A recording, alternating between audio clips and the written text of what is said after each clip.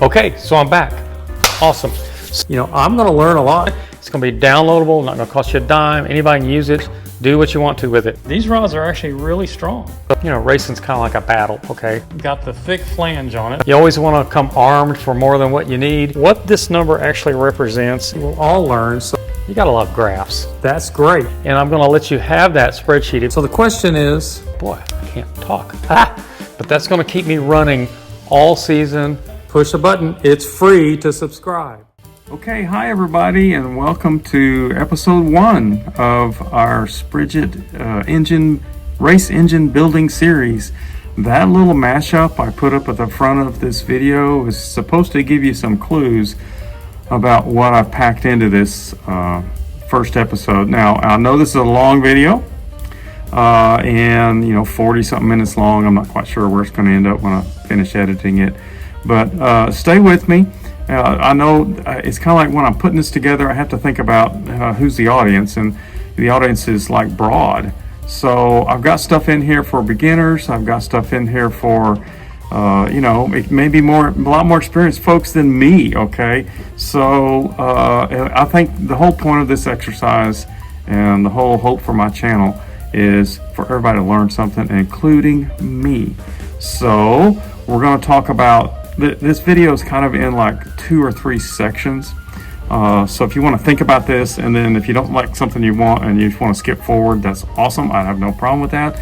But you gotta subscribe, okay?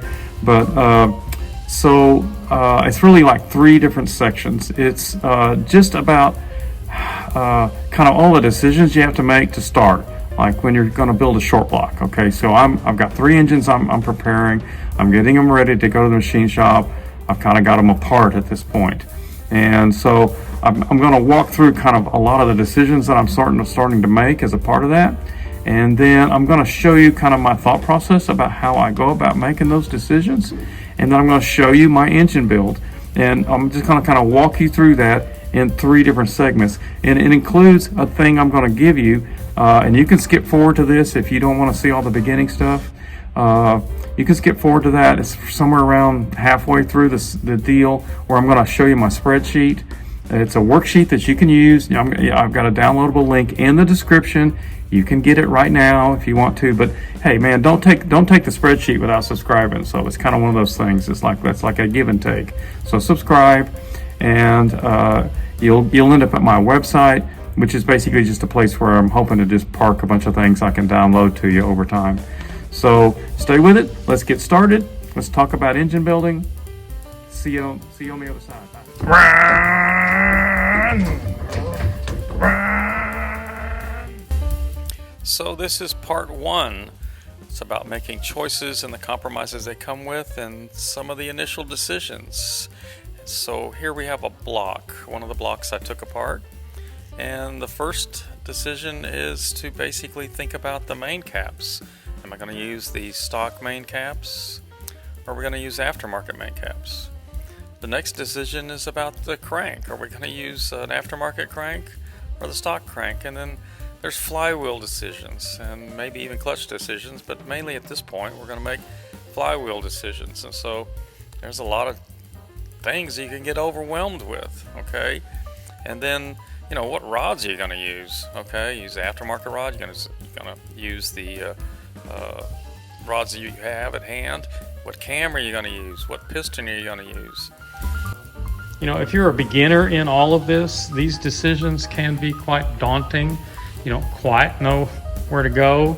And one of the best things I can advise you to do is watch videos like this. I'm not the only person out here making videos on A-series engines there's plenty of resources. One of the best resources you can have, I know this has been out for a long time, but this is a great resource. Just get a hold of one of these David Vizard books, and you can see I've had this one for quite a while, and over the years I've tabbed it for different chapters on things.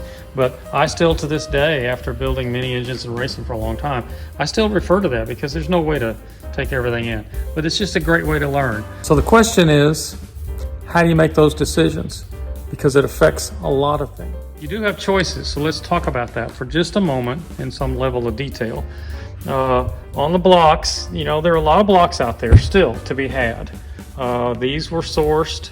You know, I've been saving blocks. I've been saving engines. I've been getting them off of eBay and from other sources. And so, you know, there's plenty of blocks. You know, if you don't have one, just source you a good used street engine. That's what this one was. You have no idea what it's been through, but this block is actually in pretty good shape, and it's kind of what you want. It's got the thick flange on it. That's one of the key things you want to look for. And it appears to have not, when I took it apart, my first initial examination of it, it's all basically stock. I measured the bores on it, it's stock, and so that's really good. It doesn't have liners in it. I did have one of my cores have liners in it. I think I mentioned that in the initial video. But, you know, even that core is fine for building an engine out of. It's just that I prefer this one. It's pretty basic, and you know, now it just needs to be cleaned up and really inspected well. So, you know, you get you a good core block, and then you have to decide about main caps. Okay, there are choices. You can go with a strap. Okay, and just first off, you can just use the regular main caps. Okay, or you can provide some nominal strength addition to the center of it, because you know what you have here is an engine that's you know, built for road use and only has 3 things holding the crank in place, 3 mains, and they're notorious for when you start spinning them faster than faster. They were originally built to go like 5,500 RPM or something like that, or 6,000 tops. When you start pushing that, the crank's going to move around on you, the block's going to flex, and so, you know, the higher you go up the racing chain ladder, so to speak, the faster you're going to spin your engines. And so you have to basically think about, you know, that if you're going to start off, where are you starting? Okay, so, you know, one of the big things you can do is basically get you a set of billet main caps. They're much stronger, much more robust, and the big thing is that the center one is going to strengthen the entire block system, because you're going to add 2 extra bolts with it, and but it all comes at a cost. It's like a compromise. In building an engine, you have to think about all the compromises, and this is one of the places you start, right here, because this is the heart of the system. That's why I'm spending, you know, time just kind of talking about it, because I want you to stop and think about it. If you're really seriously thinking about building a race engine, you have to think about the compromises that you're making, and maybe what it is your goals and objectives are for your race engine and where you are as a driver. The next big thing is the crank. I've got here a brand new aftermarket billet crank. It's kind of one of these things, if you invest in that, it'll pretty much last you forever. This is one of the stock cranks that came out of the cores that I took apart, and there's absolutely nothing wrong with using this stock crank. It again is just a compromise over this billet crank. Moving along, you have flywheel decisions to make.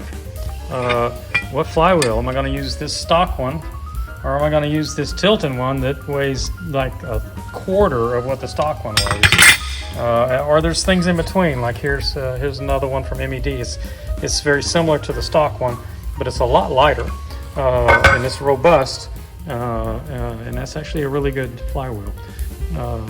But they all come with compromises, and we can talk in detail about those kinds of things at some other time. You've got to make decisions about rods. So here's the stock rod. These rods are actually really strong. They're very strong. If you read the Vizard book, he'll tell you this particular series is actually a really strong. This is the 625 series. The AEG 625 series. These are actually really strong rods. They're just heavy, okay? And there's nothing wrong with them. And but maybe you want to have a lighter rod because you're going to spin things faster, okay? And then you have piston choices. This is the Omegas. This is a flat top piston. And this one's a short piston, makes it lighter. If you're going to run a short piston, you have to run a rod that's kind of like that. It's just a touch longer rod than the stock rod. Okay, so, and then of course the cams. There's so many cams you have choices on, and you know, my point of this is decisions, decisions, decisions. And so let's talk about how I make these decisions, and then I'm going to tell you exactly what I'm going to do with my builds, and we'll go from there. So this is part 2, and we're going to talk about developing your build formula. So these are my build goals. It's good to think about it as when you're building an engine, it's good to think about your build goals. So I made us a list. These are my goals. I'm going to follow the sanctioning rules. Okay, so I put that as number 1 because a lot of fellas out there just getting started. If you're just getting started, the first thing you need to do is make sure the race group that you're working with, that you're going to race with consistently, make sure you know what their rules are. Check it out. They'll have them posted. Ask around. One of the best things you can do is go to some of their races. Okay, go talk to the fellas out there and the gals out there. Every one of those folks are going to try to help you. I guarantee you. That's the way car guys are. Okay, so we're shooting for something, something around 135 to 140 horsepower. You know, maybe we'll get more, maybe a little bit less, but generally, the little formula I've been using of the last year or 2 or 3 has produced these kinds of engines. They're all a little different, but they get all in that range. And within 1 or 2 horsepower, trust me, I'm going to make more mistakes on track than that 1 or 2 horsepower are gonna be enough to worry about. Okay, we're also going to produce something north of 100 foot-pounds of torque. So that's kind of the range that my build's going to try to get to. And the way we're going to do that is by spinning the engine. Now, a minute ago I talked about different cranks and different main cap systems. So I'm going to use the very robust main cap system, the billet main caps. But if your budget doesn't allow that, that's perfectly fine. I'm going to show you here in a minute kind of what that compromise is. So just stay with me. I'm going to shoot to build an engine that's actually capable of as much as maybe $9 grand. I will never run at that place. What I'm trying to do is build an engine that will last me a couple of seasons before I have to refresh it, and that I can just have faith in every time I put my foot down. And so I'm going to build it so it'll run at the upper end of its cam limit, so I can maximize its horsepower and the horsepower range on it. But I'm also going to build it so that if I encounter a situation where I have to run it up to over 8 grand, that I can. Okay, so I want to race it in an area where I'm not worrying about the short block, the bottom end of my engine, but I want to have a little extra juice if I need it. You know, you always want to come armed for more than what you need, because once in a while you're going to need it. Racing's kind of like a battle. Okay, this whole $9 grand thing, I just put that on there because I'm going to miss a shift. I guarantee I'm going to miss a shift. And I don't want to have to worry about, did I mess something up? Now I might zing a valve or something like that, but I'm going to keep my clearances such that I just don't have to worry about that. I'm going to give myself just a little room. I'm going to compromise on a tiny bit of horsepower that maybe somebody else won't compromise on, but that's going to keep me running all season, maybe even the next season, even when I make a mistake. That's the engine that I want. Okay, and I can assure you, I'm a seasoned driver, but that's going to put me in situations where I'm almost always in the top end of the group, and that's regardless of kind of which race organization I'm running with. I'm always in the top group at this stage.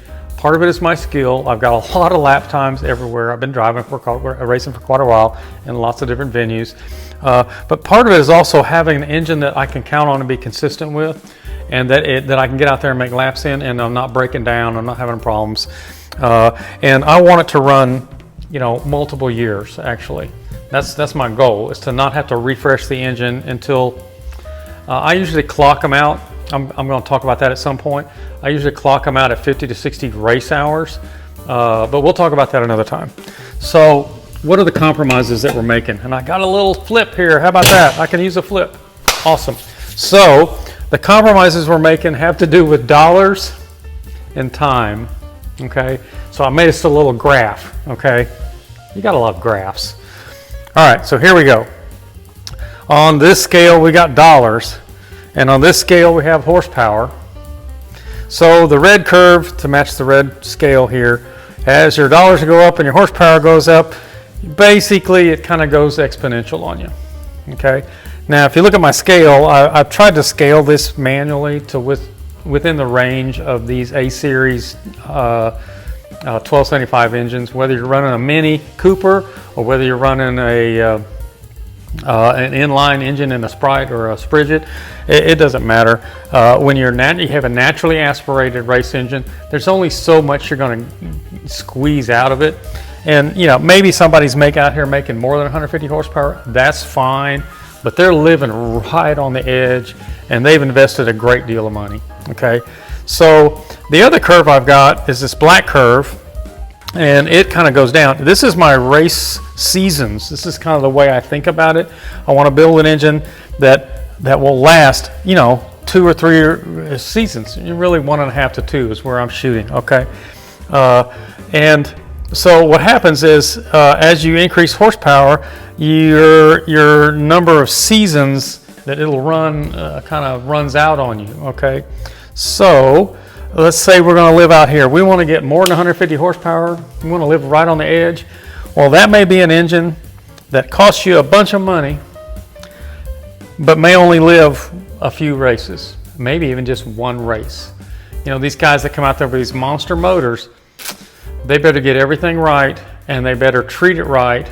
And it may be good for 1 or 2 or 3 races, but it's on the edge so close that if they make one mistake, they've just blown things up. Okay, but I don't want to live in that zone. Most vintage racers don't want to live in that zone.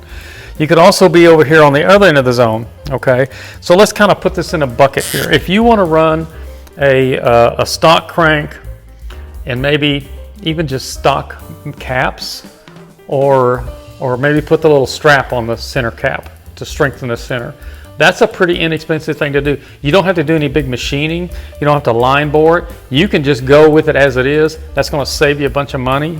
Okay, well, you can build a good head and rotate that engine.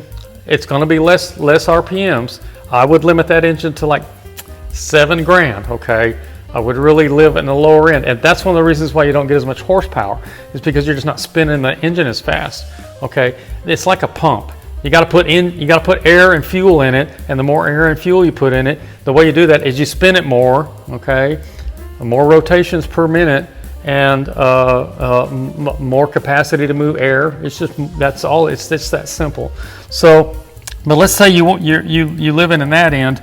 A lot of engine builders call it like stage 1. Okay, let's build a stage 1 engine. It would live somewhere in here. Maybe it's going to produce at the flywheel, okay, somewhere around 100 horsepower. Okay, so we're going to draw a little line here. Get my marker to keep working here. So somewhere around 100 horsepower, okay, stage 1. That's a stage 1 engine. And it frankly will live quite a few seasons. Okay, you can run a stage 1 engine for 3 or 4 seasons and probably never have a problem with it, so long as you keep it under 6,000 RPM, or I mean 7,000 RPM. So this is a 7,000 RPM engine. Okay, and it's probably a 100 horsepower engine, and it's definitely on the very medium to lower end of the cost scale. That's perfectly fine. I have run cars with engines like that when I was starting out. That's the engine you want to build. You can use a stock crank, you can use stock rods, raise the compression, you know, build you a really good head so the head you have breathes really good, and go at it. We're going to talk about heads. That's a whole other topic about building heads, but just get the engine to breathe really well. Okay, that's a stage 1 thing. But really, I'm going to try to live out here. I like living out here. I'm more seasoned, and that's where my budget's going to allow me to be. So I'm going to be out here. Okay, I'm going to call them stage 4. We'll put a 4 up here, and I'm going to live in the 8,000 range. Okay, I'm going to gain 1,000 RPM, but that 1,000 RPM is kind of expensive. It's going to be out here. Okay, I'm going to put me out here. Okay, so that's where the stage 4 engine lives. Okay, and it comes at an exponentially, you know, more dollars. It's several thousands of more dollars, because I've got to put in a billet crank, or I've got to have a really good crank that I know from the factory. It's not these EN16 cranks. It's going to be, you know, one of the better cranks that we've known. Those are kind of unicorn cranks these days. They were all used up in the early days, so they're really hard to find. But a billet crank, which is basically built out of the same material that the really good unicorn cranks came from the factory. But it was, you know, this is cut out and cut and machined modernly, and it's very well balanced. And then I'm going to put on the main caps, particularly the 4-bolt center main. We're going to put that guy on there. All those main caps and that requires more machining. We're going to have to line bore the block and refit everything just perfectly. And it's getting harder and harder to find machine shops that'll do that, but they're out there. Just look, you can find them. Okay, we're going to probably run a little bit lighter flywheel. Okay, and we're going to use better rods, because I'm going to spin it faster, and I want lighter weight, so I'm not going to use the stock rods. Okay, so what I'm going to do now is we're going to move on to what I call into a much layer of detail. Boy, I can't talk. We're going to move to a much higher layer of detail, because I want to show you my little design process, and that involves my spreadsheet, my Spridget Engine Design sheet, where I'm going to show you kind of my initial design on the thing, and I'm going to let you have that spreadsheet. If you want it, it's going to be downloadable, not going to cost you a dime. Anybody can use it, save it, do whatever you want to with it. I'm not guarantee it. It's yours. Do what you want to with it. So let me move on to that. See you in a second. Okay, so this is part 3. And I'm going to show you my spreadsheet and refine the build formula. This is a real good tool for that. Okay, hi everybody, I am back, and hopefully we get a good recording of this. This is the first time I've done screen capture, so hopefully this will work. So I've opened a spreadsheet, and yes, I'm using Excel, but the first thing I want to tell you is that this can be used without Excel if you just open it with Google Sheets, and that's free, and I'm not going to instruct you how to do that. If you don't know how to do that, I'm sure there is a YouTube video out there teaching you how to use that. So this is an Excel spreadsheet, and it is usable with Google Sheets, and I'm making it free for everyone out there. See my mouse moving here, that might want to use it to just record what they're doing on their engine, make some calculations with it. But it's also really useful even at this stage that I'm at in these engine builds, so that we can do some changes and go like, maybe with this engine we want to do this, maybe with this engine we want to do that, and kind of begin to think through it, because you can do some little trial and error. By changing just a few numbers, you can see what that does, and I'm going to show you that here in just a minute. It's called well, I'm using the one that I normally use, but the one I'm putting out there, the name is called Spridget Engine Designer. I can see I opened my own personal file here, but that's fine, because I wanted to show you some things in it. So first off, down at the bottom, you're going to have a couple of tabs, and I've got a whole bunch of them. And you'll notice all these crazy names: Baby Shark, Payday, Hannibal, Proto Coupe, Elvis, Kraken, Godzilla, and there are more. These are just my engine names, different engines I have built.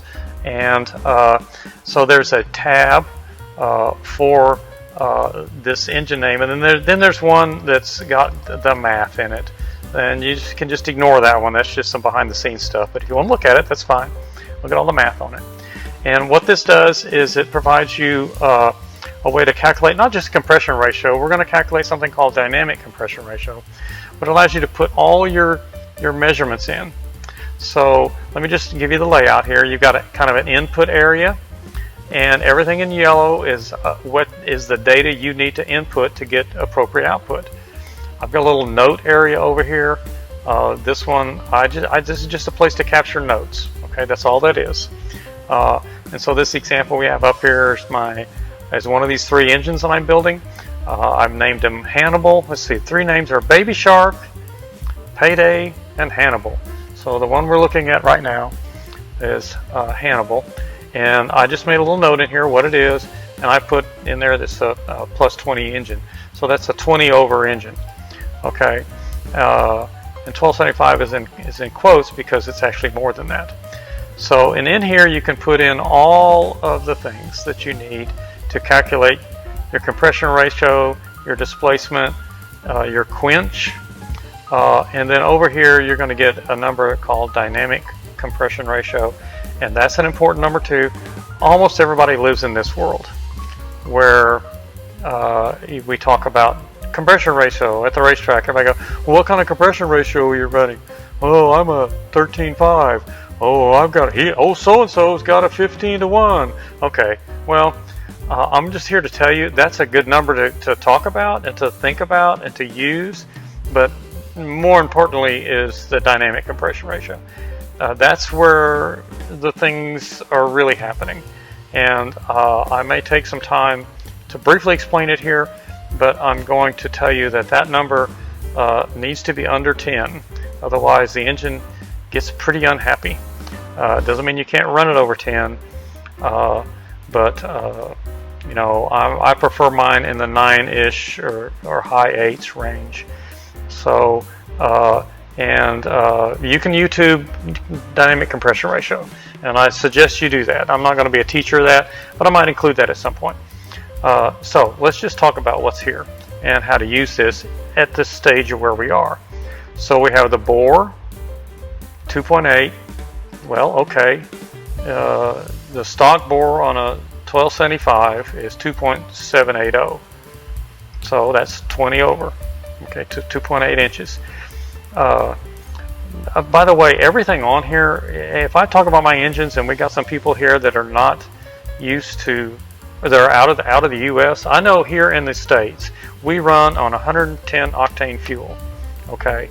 So we're going to start talking about compression ratios and things. We have to talk about the fuel. So we generally run 110 octane. Now, if you're not going to run 110 octane, then you need to have probably some lower compression ratios. But to make the kind of power that I'm talking about for my engines, I'm going to be using 110 octane fuel. I know over in the UK, sometimes about the best they can get is 105, maybe even just 100. But and other places in Europe, but here in the States we have 110 octane readily available, and that's generally what everybody uses. So we've got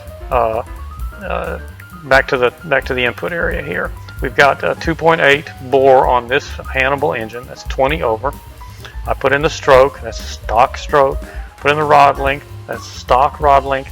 Even if you use longer rods and shorter pistons, all that's changed, the stroke has not changed. All that's changed is where the pin and the rod has moved just a little bit to allow for a longer rod and a little bit shorter piston. It's kind of compressed the top of the piston just a little bit. So you still want to put in a stock rod length, even if you're using a little bit longer rod. It really doesn't make any difference in the calculation here. It will change the dynamic calculation just a little bit, but not much. Gasket thickness, you need to put that in.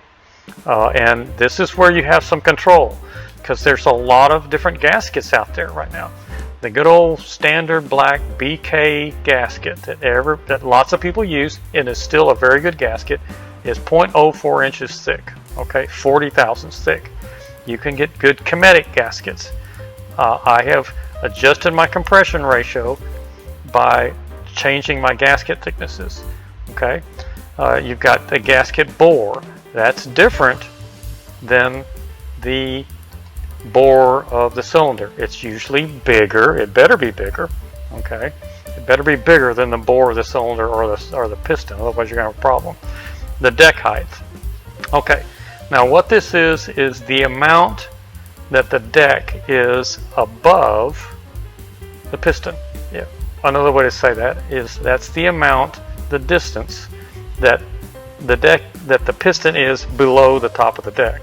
Okay, and this page right now I've got in 0.010, so it's 10 thousandths. I'm going to use flat top pistons. The top of the piston is going to come up to within 10 thousandths of the top of the deck. Now I've run these things completely all the way up, okay, where they're basically flat. I've run my let's say your piston sticks out of the top of the deck. That's okay. Then you can put in let's say it's 5 thousandths above the top of the deck. Then you just put in a negative number. I'm going to change it here. Minus 0.005. That's 5 thousandths sticking out of the top of the piston. That's the top of the deck of the block. Okay, and that certainly changed my compression ratio. You see, my compression ratio changed quite a bit. It also changed my quench. I'm going to move it back. 0.010. Okay, now my quench is 50 thousandths. Okay, right here's my quench. Okay, it's 50 thousandths, and it's 13.35, 13.4 basically compression ratio. Again, if I change the deck height, I'm going to put it to, let's put it at 0. Okay, basically the piston is perfectly flat with the deck. So we put that at 0. My quench is 0.04, 40 thousandths now. That makes sense. I moved 10 thousandths, and my compression ratio went up from 13.5 or 6, whatever that was. It went up a little bit, okay, which is what you would expect. So this is the way you kind of sit here and you manage this, okay. So I'm going to put this back where it was, 0.010. There we go. Okay, combustion chamber volume. Okay, right now I don't really know what my combustion chamber volumes are. Now we're talking about the head. I don't really know. 21 point, I'm going to change it to 21.4, I believe, is what all stock heads come, at least of this era, they came from the factory. That's how they were on the street cars. Okay, so if you put 21.4, now you see the compression ratio down here is 13.2 basically, and I've lost some dynamic compression. We're going to get over to that here in just a few minutes, but right now I'm just sort of kind of playing with this. Well, I know that I'm going to have for the point of time where I am right now. At this point in time, I haven't gotten the heads out. I haven't CC'd them. I haven't done anything but the heads, but I know I'm going to skim it down. But this is the place where you start kind of going like, I'm in the initial stages of this thing. So you got to start making some educated guesses. So I'm just going to put 21 in here to give myself some knowledge that I'm going to take a little bit off the head just to do some cleanup, and I'm probably going to want to raise the compression a bit. So there you go. I've got that put in there. You need to put in whether the piston is domed or dished.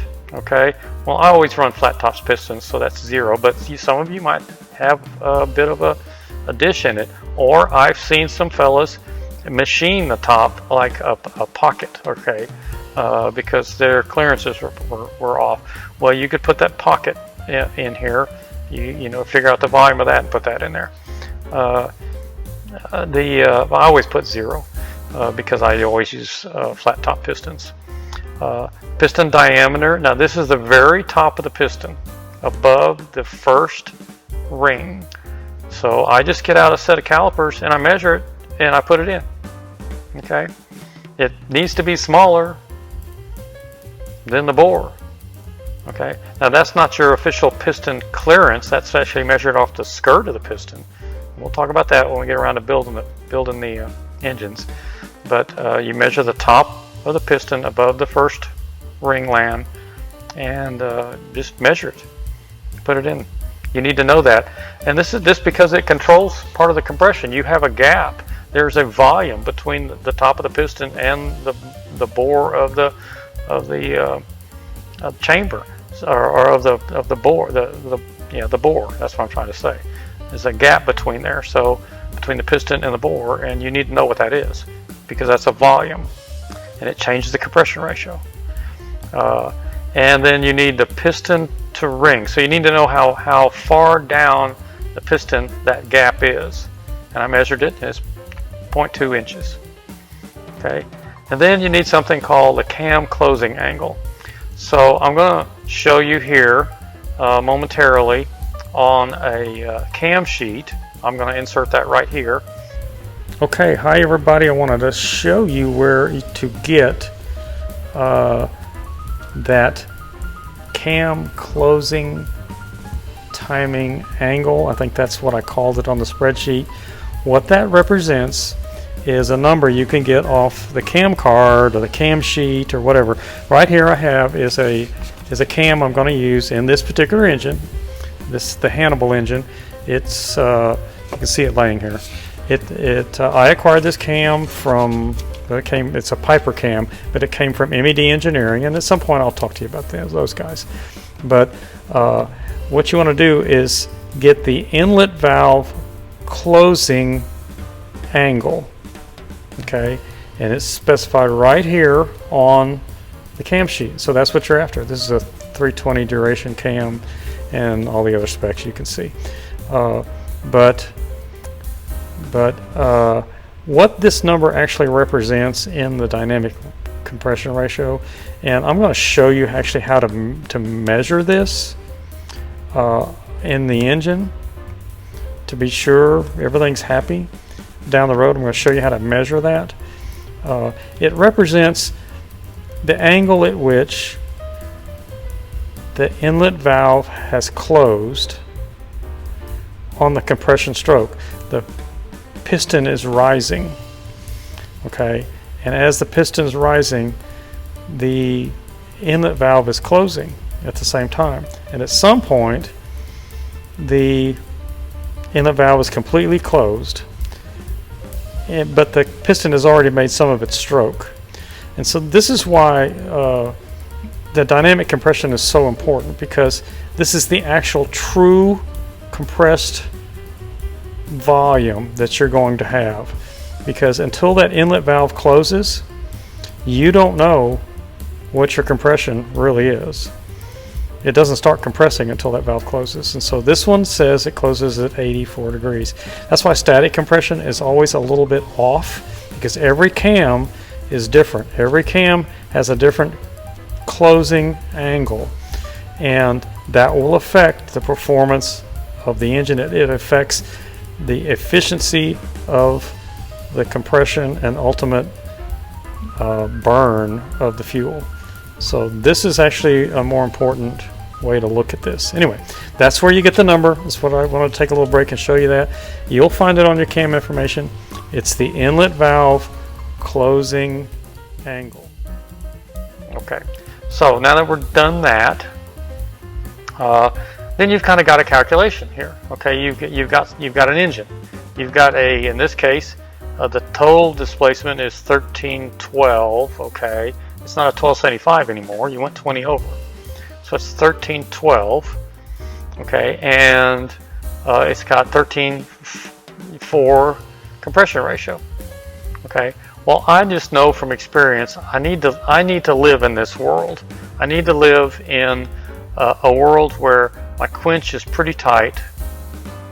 Now, we're going to talk about quench a little bit at some point, not so much today, but quench basically is where all the good stuff happens. It's where right before ignition, you are basically squishing the fuel and the air down into the smallest tight little ball right up in the combustion chamber right before the thing sparks. And how efficient it all burns has a lot to do with quench, and how much power you make has everything to do with how efficiently you burn the fuel.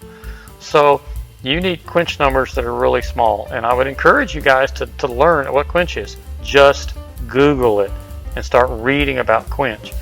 You know, the guys that are making real good power, their quench numbers are really low. I've run quench all the way down to 0.02. Okay, I haven't run it any lower than that. That's getting in scary region. I like quench in the 0.35, frankly. This one's a little high right at the moment, but I'm just in the initial stages. Because I don't really know what some of these numbers are going to be until we get some machining done. But this allows me to go like, let's say I run a combustion chamber that's only 20.5. Okay, so I'm going to change that number. I changed that guy right there. And now my compression ratio has come up some. Okay, what happens if I run a combustion chamber that's that size, because after I do the head work, but I end up that I really have I want it totally flat. I bring my, my quench is better now. I like my quench, so I like that. But my compression ratio is over 14. Wow, that's more than what I really like. That's good, but I may not quite want to do that. But maybe I do in the end of the day. I like, for longevity, somewhere in the 13.6 to 13.8 range. So this is why here I'm going to put something like 0.005 now, where I changed the deck height to a little bit less than that. Okay, so now we're getting there.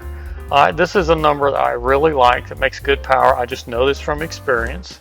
Okay, with my 110 octane fuel and my, 75 to $7,800 100 RPM operating range. I know this is exactly where I want to live. And not only that, you come over here, my dynamic compression is now 8.9. This is actually very happy zone here. When I get to 9, I'm a pretty happy fellow based on what I know about dynamic compression and the volumetric efficiency of an engine burning 110 octane fuel. 992 is a good number, so I'm pretty happy right here where this engine is. So this is a pretty good build. Now what this allows me to do is when I go to the machine shop to have them, I'm going to take this block that I have in the machine shop, I'm going to take some rods, I'm going to take some pistons, and when he gets the line bore done, he gets the crank in there, I can tell him, put it together and skim the top of the block to where I have 5 thousandths, okay, 5 thousandths of clearance, okay, and I'm starting out with a new build, so I kind of like that, because what this does is this gives me, in case when I refresh the motor down the road, I can skim a little off, and I'm not over 14. I'm not 14 and a half or something just yet. If I were to flatten that out, okay, put zeros in there, then I'm at 14, a little over 14, and I could live there. Okay, that would be fine. So this actually gives me room for a second rebuild. So that's pretty awesome. I kind of like that. So that's in good shape. And then I've got a good quench. Okay, so that's a really good quench.